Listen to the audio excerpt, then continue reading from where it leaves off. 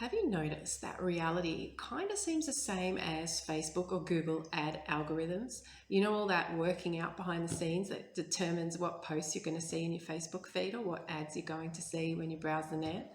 Well, reality pretty much works the same way. Let's start with Facebook posts. And basically, whatever you engage with, whether you like it or you comment on it or you mark it to see first, you kind of consciously decide what you want to engage with. And so Facebook gives you more of that.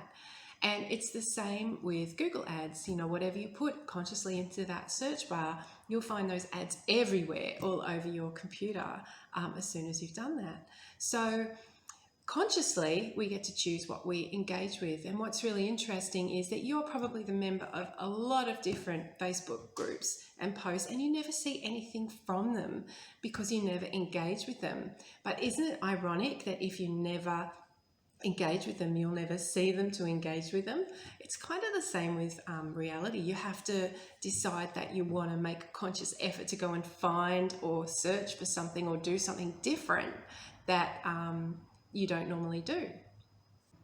So what this means is that we have to be pretty careful about what we put into our Google search engine or what Facebook posts we engage with.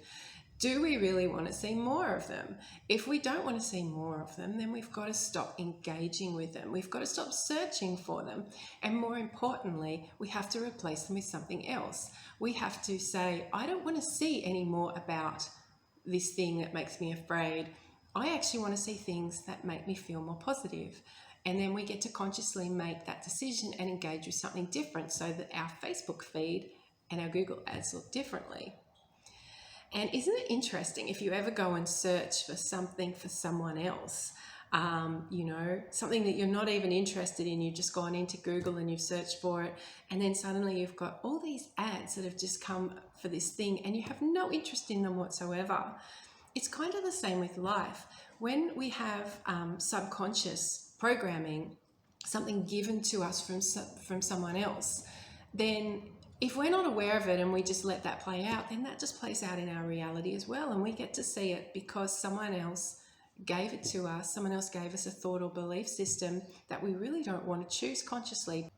We may not want to actually see the manifestation of these things we've searched for in our reality, but because we've made that decision to do it, then we will see it in our reality. There's no question about it.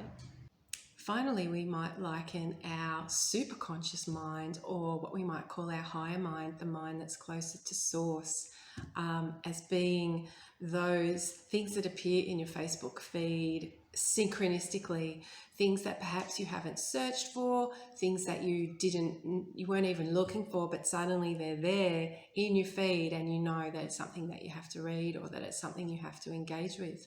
So, we've got that level of reality going on as well. It's like the synchronicities and the amazing things being given to us all the time to help us grow and help us expand. So to summarize this, I invite you to go and have a look at your Facebook feed. Just refresh the home button, or I guess if you're not on Facebook, maybe whatever else is out there, MeWe and all those other options.